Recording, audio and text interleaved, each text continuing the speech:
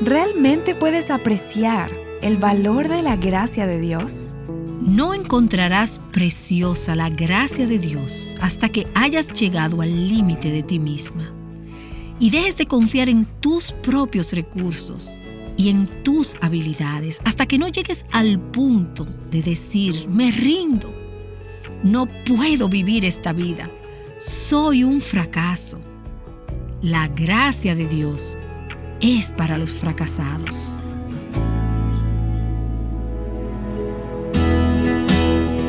Estás escuchando Aviva Nuestros Corazones con Nancy DeMoss Wolgemuth, coautora de En Busca de Dios, en la voz de Patricia de Saladín. Hoy, 25 de agosto de 2025.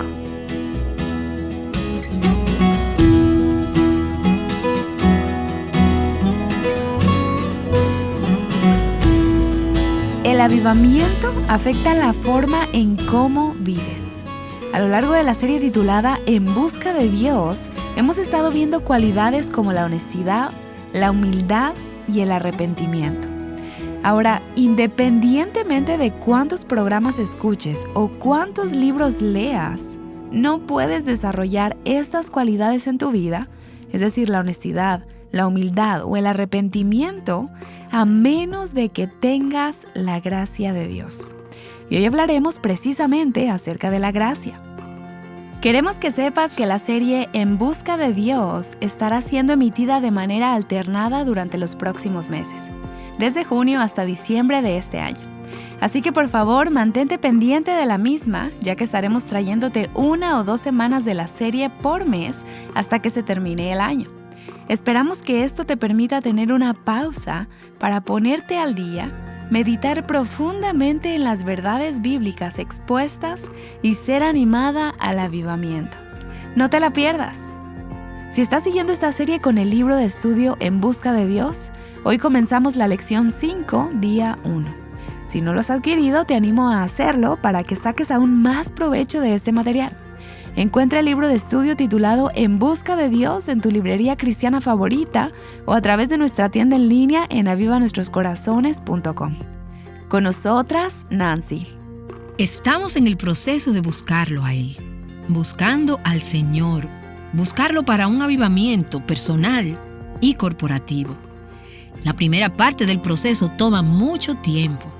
Es difícil, es dolorosa. Es el tiempo del arado. Si tomamos la siembra como una analogía, recuerda que este es el proceso de preparar la tierra para que pueda recibir la semilla. Y les advertí que cuando pasaran unas semanas iban a sentir que el arado en el terreno duraba una eternidad, que iba a ser duro y doloroso a medida que dejábamos a Dios preparar el terreno de nuestros corazones. Si has estado con nosotros, ya sabes que así ha sido hasta ahora. Hemos estado hablando semanalmente de humildad, transparencia, honestidad y arrepentimiento. Y es probable que estés preguntándote, ¿cuándo dejaremos de preparar el terreno? ¿Llegará el momento de sembrar las semillas para que empiece la cosecha y tener un descanso y se termine el proceso del arado? La respuesta es que esta semana vamos a descansar del proceso de arar la tierra a medida que hablemos de algo que creo que ya estamos listas para apreciar. Quizás desde un punto de vista totalmente nuevo, luego de lo que el Señor nos ha venido mostrando. Por ejemplo, si han estado siguiéndonos y escuchándonos durante las últimas semanas, les dimos 40 preguntas relacionadas con el orgullo. Algunos me han confesado muy abrumados que casi tienen las 40 evidencias de orgullo en sus vidas. Quizás tú también te has sentido abrumada con todo lo que Dios te ha estado mostrando sobre ti, sobre tu pecado y sobre tu orgullo. Y has visto tu pecaminosidad y quizás has llegado al punto de pensar en que soy un fracaso total. Es más, hasta podrías estar sintiéndote incapaz de seguir adelante, diciéndote, no lo voy a lograr nunca. Dios no puede cambiar mi vida. Nunca voy a sentir ese avivamiento, simplemente no puedo vivir la vida cristiana. Si has llegado a ese punto, eso es maravilloso, ya que en esta semana vamos a hablar de los fracasos y está dirigido a las personas que no pueden vivir la vida cristiana. Te voy a decir un secreto. Así somos todos. No hay una sola persona entre nosotros que no necesite la gracia de Dios. La gracia de Dios no te parecerá preciosa hasta que no hayas logrado enterrar tu yo, tus recursos y tus habilidades, hasta que llegues al punto de decir, me rindo. No estoy hecha para vivir esta vida. Soy un fracaso. La gracia de Dios es para los fracasados. Por eso esperamos hasta este momento, la semana número 5 en la serie, para hablar de la gracia de Dios. Hemos hablado de nuestro orgullo, de nuestra necesidad de humildad, de nuestra hipocresía y de nuestra tendencia a esconder las cosas de las que nos tenemos que arrepentir. Ahora vamos a enfocarnos y a exaltar la gracia de Dios. Esta se menciona 123 veces en el Nuevo Testamento. La gracia de Dios. Pablo empieza cada una de sus epístolas diciendo, gracia a vosotros y paz de Dios nuestro Padre y del Señor Jesucristo. El único lugar en el que podemos encontrar gracia es a través de Jesucristo. Es imposible vivir la vida cristiana aparte de la gracia de Dios. Simplemente no lo puedes hacer. Sencillamente no puedes. La gracia de Dios es la única forma para tener una relación con Él. Y voy a hablarles de eso esta semana. Les hablaré de la multiforme gracia que Dios nos proporciona para que podamos tener una relación con Él. Suena obvio, pero lo reitero. No hay fuente de gracia lejos de Dios. Él es la fuente de toda gracia verdadera. La gracia es un regalo de Dios. Siempre, siempre, siempre, la gracia es un regalo de Dios. El Salmo 84, el versículo 11b dice, gracia y gloria da el Señor. En 1 de Pedro 5, versículo 10b, Dios es llamado el Dios de toda gracia. Cuando necesites gracia, ya sabes dónde la vas a encontrar. Ve al Dios de toda gracia. En eso es que Él se especializa. Efesios 2:8 nos dice que la gracia es don de Dios. Es la plenitud de su gracia lo que Él nos ofrece. Y déjenme leerles algunas frases del Nuevo Testamento en las que se describe la gracia de Dios. Pablo habla de la riqueza inmesurable de su gracia. Inmensurable. Es una palabra grande, no la puedes medir, no tiene límites, la sobreabundante riqueza de su gracia. Y puedo pensar en personas que son muy, muy ricas, pero no conozco a nadie que tenga una fortuna inmensurable. Pueden ser hasta 50 billones de dólares, pero siguen siendo mesurables. La gracia de Dios, por otro lado, es una riqueza inmensurable. En 2 Corintios 9:14, Pablo habla de la sobreabundante gracia de Dios. Su abundancia sobrepasa todo lo que pudiésemos imaginar. Sobrepasa tus necesidades, sobrepasa tus fracasos, no importa lo que necesites.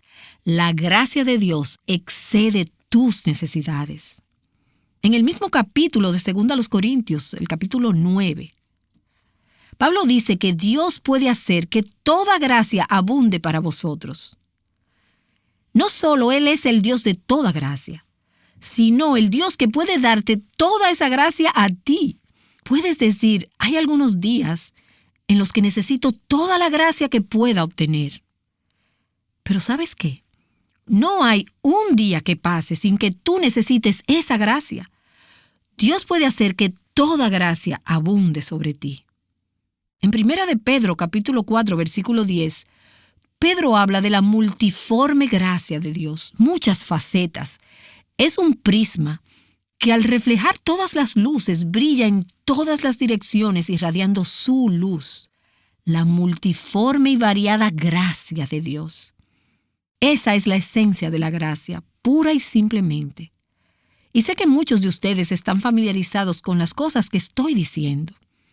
Pero algunos de nosotros hemos olvidado la grandeza de la gracia de Dios.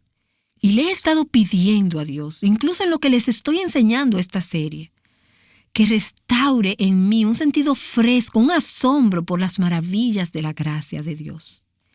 La esencia de la gracia es un regalo gratuito e inmerecido que les es dada a los desamparados. Es un regalo gratuito, es inmerecido, es dado a los desamparados. En otras palabras, es un regalo gratis, es inmerecido y se da a los destituidos. El Antiguo Testamento no habla mucho acerca de la gracia de Dios, pero sí del favor de Dios. Dios teniendo favor hacia las viudas, hacia los huérfanos y hacia los pobres. También habla de que Dios concede su gracia a los desamparados, sin costo alguno. No puedes pagar por ella, no puedes ganártela, no la mereces. Es un regalo gratuito, es inmerecido, es dado a aquellos que no tienen recursos por sí solos y están desamparados. Y a medida que hemos estado hablando de la gracia de Dios, seguro te has preguntado, ¿cómo obtengo más de esa gracia? ¿Cómo consigo toda la gracia? Les voy a adelantar una idea que iré ampliando durante los próximos programas. En resumen, solo hay una manera de obtener más gracia de Dios, y es volviendo al inicio de esta serie. Con humildad, humillándonos a nosotros mismos. Por eso empezamos con la humildad. No puedes obtener la gracia de Dios hasta que no te humilles. Proverbios capítulo 3, el versículo 34 dice que ciertamente Él se burla de los burladores, pero da gracia a los afligidos. Tanto en Santiago 4:6 como en 1 de Pedro 5:5 se habla de cómo Dios resiste a los soberbios, pero da gracia a los humildes. Y hemos hablado de esta parte del versículo, Dios resiste a los soberbios, pero da gracia a los humildes. Los humildes son aquellos que no tienen nada que ofrecerle, aquellos quienes no pueden pagarle. Nada en mis manos traigo, simplemente a la cruz me aferro. Señor, no merezco tu bondad, no merezco tu gracia, no merezco tu ayuda, no merezco tu misericordia, no merezco nada de ti, excepto tu juicio. No tengo nada que ofrecerte, excepto que Cristo murió por mí, y acepto ese regalo de tu gracia inmerecida para llenar todas mis necesidades. Me humillo ante ti y digo, Señor, te necesito. No puedo vivir la vida cristiana sin ti. No puedo enfrentar estas circunstancias sin ti. Te necesito. Y me parece que hay pocas palabras que podamos decir que sean tan preciosas al corazón de nuestro Padre Celestial, que cuando Él escucha a sus hijos decirle, papá, te necesito, te necesito. A ustedes les encanta escuchar a sus hijos decirles eso. Les encanta que vengan y les pidan ayuda y confíen al decirles, no puedo hacer esto, ¿me ayudas? A Dios le encanta que depositemos nuestra confianza en Él. Le encanta cuando pedimos humildemente que nos ayude, cuando decimos, Señor, no puedo hacer esto. No puedo amar a esta persona. No puedo manejar estos niños. No puedo manejar esta circunstancia. No puedo lidiar con esta tentación. Pero tú puedes. Necesito tu gracia. Tengo un árbol bastante grande justo afuera de la ventana de mi habitación en el primer piso. Y salí esta mañana y cuando lo vi, noté que algunas de las ramas estaban muy verdes y llenas de vida. Es un árbol bellísimo y me encanta mirarlo. Pero no todo el árbol luce esplendoroso. Tiene también ramas totalmente secas y muertas. Y estas últimas me acordaron, en la medida que veía esas ramas secas, un pasaje de las Escrituras que habla acerca de la gracia de Dios. Y déjenme pedirles que abran sus Biblias en Efesios capítulo 2, en el Nuevo Testamento. Antes de leer ese capítulo y a manera de introducción, fíjense que desde el primer capítulo se puede apreciar que la gracia de Dios es un tema importante en el libro de Efesios. Pablo empieza el libro diciendo gracia a vosotros y paz de parte de Dios. Él habla del perdón de nuestros pecados según la riqueza de su gracia. Y entonces en el capítulo 2 nos dice que estábamos muertos y que Él os dio vida a vosotros, que estabais muertos en vuestros delitos y pecados, en los cuales anduvisteis en otro tiempo. según la corriente de este mundo, conforme al príncipe de la potestad del aire, el espíritu que ahora opera en los hijos de desobediencia, entre los cuales también todos nosotros, en otro tiempo, vivíamos en las pasiones de nuestra carne, satisfaciendo los deseos de la carne y de la mente, y éramos por naturaleza hijos de ira, lo mismo que los demás. Esta es la descripción de la persona que nunca ha probado y vivido la experiencia de la gracia de Dios a través de Jesucristo. Pablo dice, ustedes estaban tan muertos como esta rama seca. Puedo tomar la rama seca, esta rama muerta, y ponerla dentro de un florero. Le puedo echar agua y fertilizantes. Puedo poner luces que la iluminen, tocarle música y orar por ella. ¿Pero qué va a pasar con esa rama? Podría ordenarle, rama, revive, sin obtener resultado alguno. Puedo decirle, rama, echa hojas verdes, pero no puede echar hojas verdes. ¿Por qué? Porque está muerta. Una rama seca es incapaz de producir vida. Así éramos. Pablo dice que estuvimos muertos hasta que nos fue concedida la gracia del Padre a través del Hijo. Estábamos muertos. Samuel Rutherford lo dijo de esta manera: soy una rama marchita, un cadáver, huesos secos incapaz de dar un paso.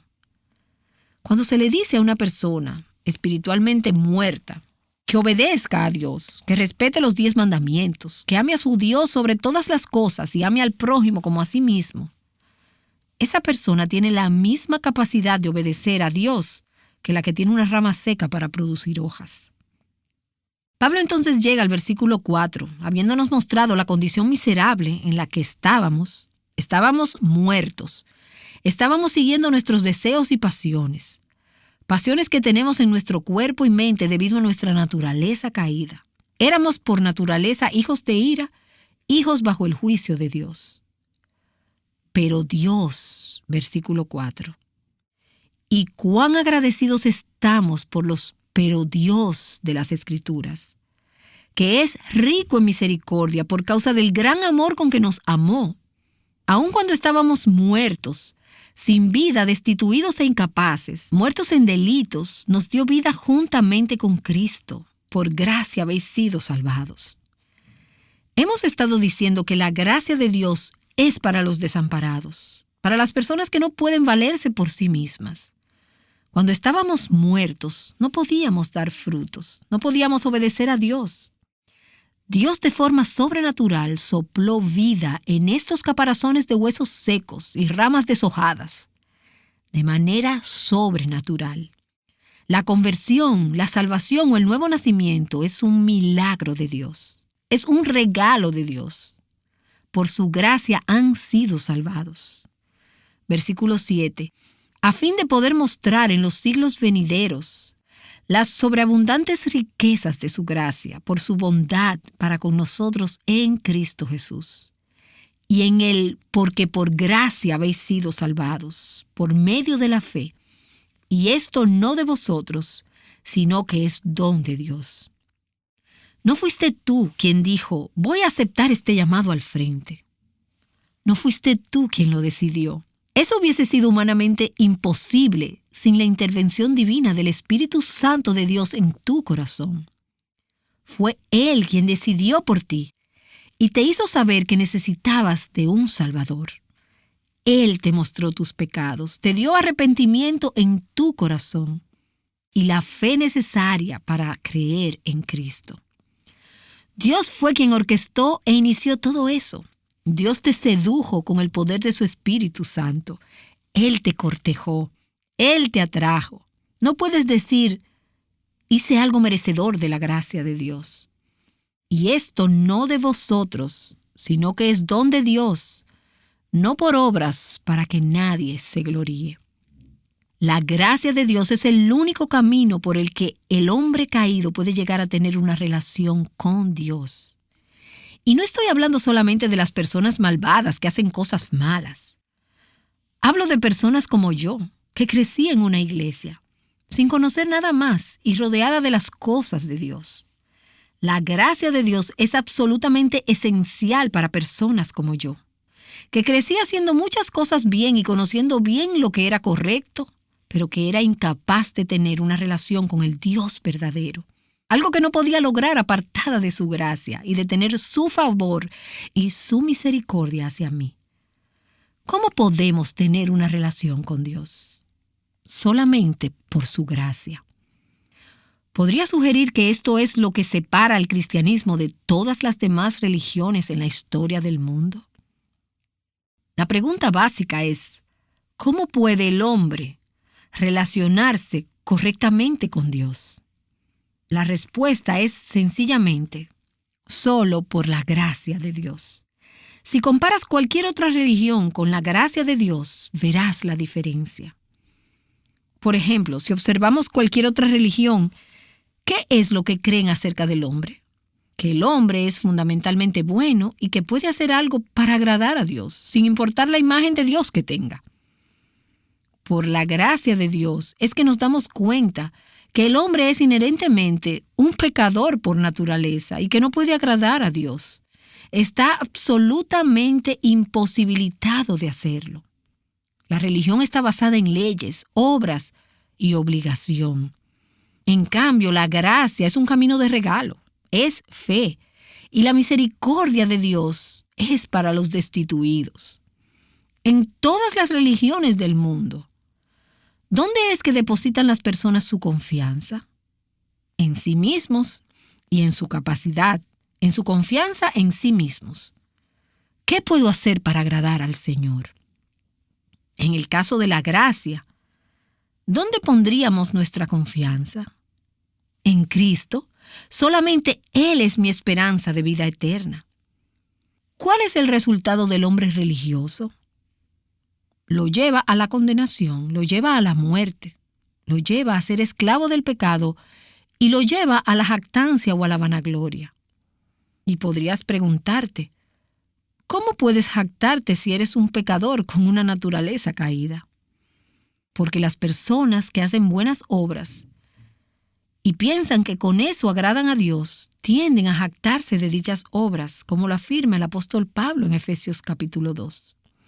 En cambio, ¿qué sucede cuando nos basamos en la gracia? El resultado es perdón y vida y justificación, y en lugar de la jactancia obtenemos humildad. Nos damos cuenta de que no tenemos nada que ofrecerle a Dios. No tuve nada que ver con mi propio arrepentimiento, fe y conversión. No hice nada para ganarme una relación con Dios. Ese fue su regalo, inmerecido de principio a fin. Algunos de ustedes han escuchado esto durante toda su vida, pero ¿se les ha olvidado cuán preciosa es la gracia del Dios que les salvó? Es lo que distingue tu fe de cualquier otra. La definición de religión es, en esencia, esfuerzo humano, autoconfianza. Se basa en los esfuerzos que el hombre ha hecho para ganarse la salvación. Depende de sus obras y de su propio mérito. La definición de la gracia de Dios es un regalo de Dios y no una ganancia por obras. Está basada en la muerte de Cristo. Está basada en los méritos de Cristo, quien redime y salva a todos los que en Él creen. Y a medida que meditaba en esto antes de empezar el programa esta mañana, me topé con esto en un librito llamado Lecturas Matutinas y Vespertinas de Charles Spurgeon, en la lectura para hoy. En el devocional de la mañana y en el de la noche, habla de Mefiboset, el personaje del Antiguo Testamento, y pensé que era un ejemplo perfecto para el programa de hoy. Recordemos que Mefiboset fue el hijo de Jonatán, el amigo amado de David y el nieto del rey Saúl. Cuando el rey Saúl y Jonatán fueron muertos en batalla, Mefiboset tenía 5 años de edad y era un niño inválido. Al cargarlo, su enfermera se tropezó, provocándole daños permanentes en ambas piernas. Recordemos que David había hecho un pacto con Jonatán antes de subir al trono. Me haré cargo de tus hijos y de tu familia. De manera que al llegar al trono, David empezó a preguntar si había alguien aún con vida de los descendientes de Jonatán. Alguien le respondió que sí. Mefiboset sigue vivo, pero seguramente no lo querrás porque está paralítico. Contrario a lo que las personas esperaban, David encontró a Mefiboset y lo llevó al palacio. Y le dijo, quiero que te sientes en mi mesa, la mesa del rey. Quiero que comas mi comida y que seas parte de mi familia por el resto de tu vida. Charles Spurgeon se refiere a este pasaje de esta manera. Mefiboset no era un gran adorno para la mesa real. Sin embargo, comía allí siempre para que David pudiera ver en su rostro las facciones de su amado Jonatán. Es tal el afecto que el padre profesa a su unigénito, que por amor a él levanta a sus humildes hermanos de la pobreza y del destierro. Allí estaba Mefiboset, desterrado y desprovisto, y los pone en la corte entre los de noble rango y los sienta a la mesa del rey. Concluye diciendo que sea así publicado en los cielos, como la maravilla de maravillas, que el Señor haya derramado el amor de su corazón sobre nosotros, siendo lo que somos. Es un milagro de Dios. Esa es la gracia de Dios. La inmensurable gracia de Dios. Esto es acerca de lo que Nancy DeMoss Wolgemuth nos ha estado hablando en el episodio del día de hoy. Son tantas las veces que utilizamos la palabra gracia sin entender realmente lo que significa, ¿no crees? Hoy Nancy nos ha ayudado a profundizar en ese tema como parte de la serie titulada En Busca de Dios. Quiero recordarte que puedes visitarnos en nuestra página web avivanuestroscorazones.com.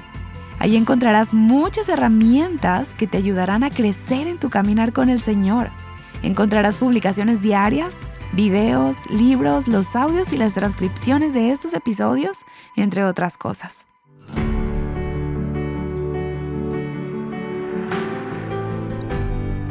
¿Quieres ser perfecta? ¿Es este un objetivo digno de perseguir? ¿Es realista? Asegúrate de acompañarnos el día de mañana para la continuación de nuestro tema de esta semana, la gracia. Te esperamos aquí en Aviva Nuestros Corazones.